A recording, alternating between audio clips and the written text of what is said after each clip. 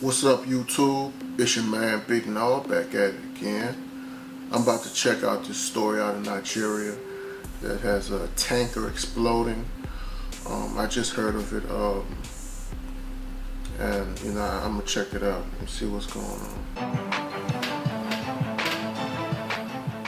Welcome everyone in Nigeria and the rest of the world. I am Gimba Umar and this is State of the Nation. Be part of the show. Tweet at Gimba Umar CTV.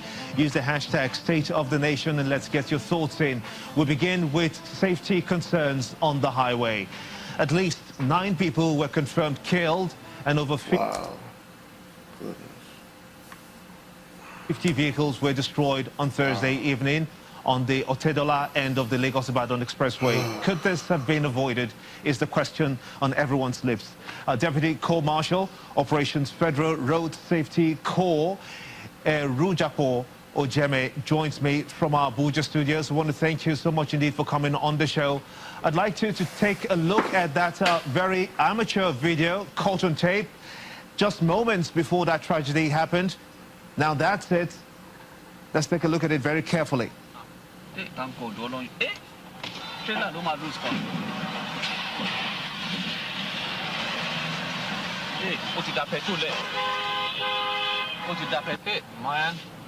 my God. For me, hold on. An accident will happen now.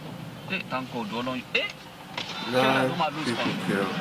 Now, those are the visuals that we got from an amateur video just moments before that accident happened. We just saw that trailer laden with petrol in it, that tanker, as a matter of fact.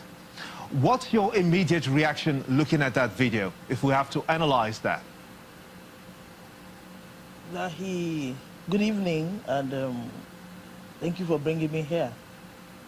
It's like he had issues with his brakes, and maybe his motorboy, and they were trying to stop the vehicle, which is ridiculous, really. You can't single-handedly want to use your hands to stop a tanker that is rolling back. And because they couldn't do that, the tanker just rolled back and then crashed into vehicles that were on the lane waiting to go home.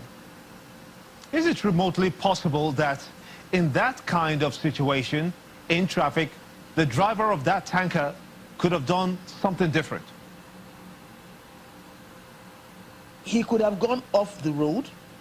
He could have stayed on the shoulder. He could have warned people. Instead of trying to stop the vehicle, he could actually have stopped the vehicle on the side of the road. Because apparently he wasn't inside that vehicle. He wasn't inside the vehicle, neither was the motorboy inside that vehicle.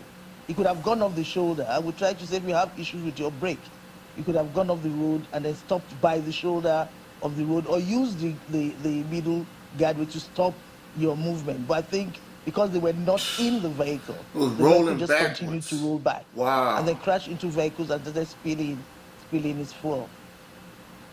It's not the first time, really, that this has happened. In fact, in Mina Suleja Road, close to you over there in Abuja, earlier in the day, another tanker exploded. Thankfully, no one was killed in this one. But what must be done by agencies such as the FRSC? They need better vehicles, obviously. You know what I'm saying? Your agency, in collaboration with legislators, for instance, concerning moving petrol and kerosene by truck. What the Mina own, actually, the truck we learned went off the road and actually was the one who hit the tanker. But luckily, like you said, nobody was injured. The fire service was able to get there, they were able to put off the fire, and then we just have some minor injuries. What we have tried to do, about 3 years ago, we had a meeting with tanker PTD Nupeng and then the other stakeholders.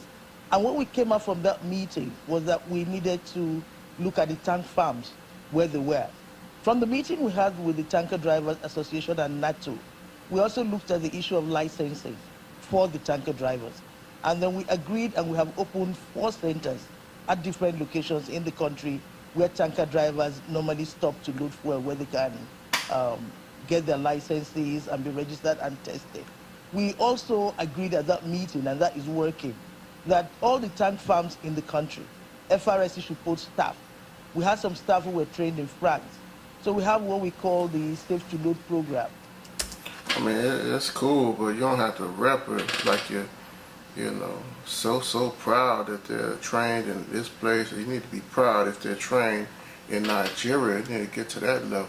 We have certain basic safety measures that we look out for. So at the tank farms, when the tankers come to load, we check for these basic safety issues. And if they are not there, we don't allow them to load.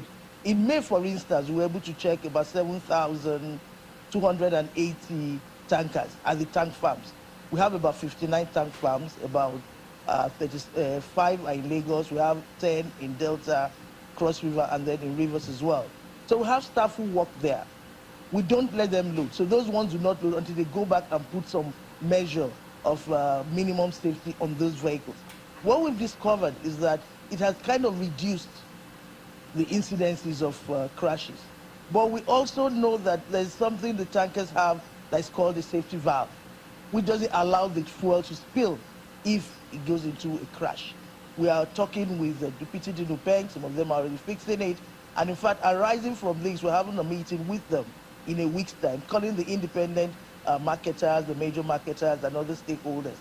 Because we discovered that most of the tankers don't belong to the major marketers, but they have very strict, very stringent safety measures at the parts where they load. And that was what gave rise to our Safe to Load program. It has helped because when we look at the crashes of tankers in the last 3 years, it has actually trended down. In 2016, we had about 180. In 2017, about 143. And then for this year, that's between January and now, we have just about 113. We are having the meetings. We are looking at the operations of the tank farms. We're beginning to see that some of them are loading at night. We're having meetings. Yeah, because there's a lot of accidents here in America, but they don't get blown out of proportion, But this is like world news now. It's all on Instagram. With them.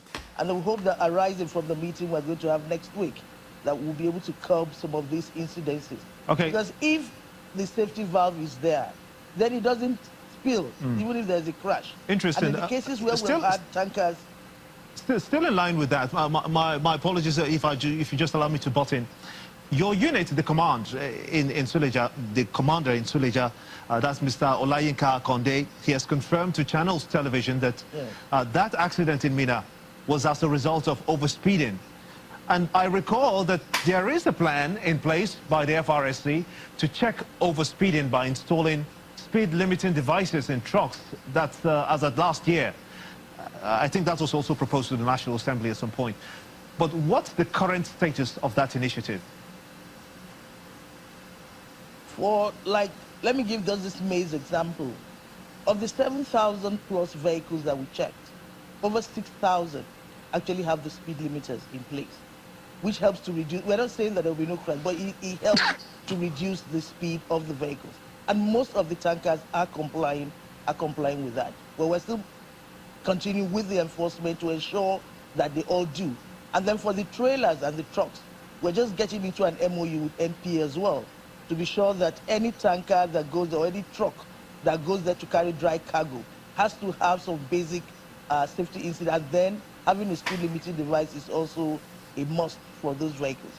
Once that is done, it means that going into the MPA, going into any of the ports across the country, you need to have a speed limiter and then have all the basic safety measures in place. We have an MOU with the Beer Group. It's still in the issue of safety and managing the trucks that if we can do all of that, I think we can, with continuous public enlightenment and awareness program, we should be able to see the numbers coming down. Now, if we have to revisit that picture again, that video of the truck, just the tanker just rolling backwards, do you think, for instance, we know that the governor of Lagos State did visit that area just this evening, and what are your expectations? What must be done as a means to deter people from having cars that are less roadworthy? For instance, that truck just rolling backwards. What can be done as a punitive measures? What can be done is to ensure that every truck that plies the road has basic safety measures. What we are trying to do is to make sure that where they load from, they comply. And that we are trying to find out where that truck loaded from. we've been able to get the number, and then by next week we should be able to find out. If we find out where it loaded from, then we'll be able to find out if it met the standard or if it was even checked at all. Because if it was booked after our men had closed, then we'll have a problem. But then we can sanction some of the tank farms like we are already doing.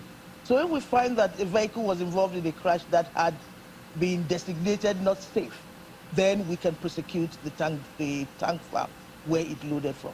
We're trying to do that with this tank. We have the number. But next week we should be able to find out who owns it and where it loaded from. And if it loaded from the park like and that, had been designated, then we can prosecute the tank farm owners. So they're also looking at our solutions. What role will the National Assembly play in getting that very crucial protectionist piece of legislation? And we've always had problems with implementing it, but that piece of legislation and its implementation to the letter, what must be done to try to see that legislation is put in place to protect lives and property, especially ones that have to do with accidents such as this one that we've experienced in Lagos? What legislation will do is that everybody will have to comply. It won't be a case of with FRSC just trying to introduce new things that won't work. If we come out of that meeting, then we can have an articulated policy which we can send to the National Assembly. And critically, it will be that every tanker that plies the Nigerian road has to meet basic standards, has to have a safety valve. So this issue of spill, because if that fuel hadn't spilled from that tanker, it probably would just have crashed into a couple of vehicles, wouldn't have had the fire. The valve is very... Oh, goodness. So the fuel was just spilling out, just pouring out. And on top of that, they couldn't stop it. It kept reversing. Goodness gracious. critical. And we've discovered that tankers that have it do not spill. So that is something that we also need to look at. We're hoping that from the meeting that we're going to have, we can articulate a policy that we can send to the National Assembly that will insist that every tanker that comes into the country and is going to be used to carry fuel has that safety valve. So are you saying that, are you submitting that about 60, or is it 70% of the tankers now in the country have that valve? Yes. Brilliant. Yes. I must thank you. Most of those who work with the major marketers do not have that issue. Yes. I must thank you on end for your analysis and submissions on the subject. Deputy Corps Marshal Operations, Federal Road Safety Corps, Rujapo Ojeme. Thank you so much indeed. So there you have it. It's a shame those people lost their life because of somebody's stupidity. Either something was overlooked or, you know, faulty car parts. Man, it's just a sad tragedy. You know, my heart and prayers goes out to those families who lost their life at this horrific accident. You know, goodness gracious, it's just sad. You know, hopefully they could, you know, tighten up with their transport. Man. But like I said, it's Big Nard signing out. Don't forget to like, comment, subscribe. Protect my loved ones with my life, don't get it backwards. Hurricane traffic, but I still drove. That's hard. Yeah, I pat myself on the back, I just do that. Okay. Like a Saints fan, say who that? Beat a player, hate a blue black, thinking they a new jack. Everybody that know me say dudes draft. Yes. Conceived my son out of town, thinking about not going back. Yeah. But I still drove.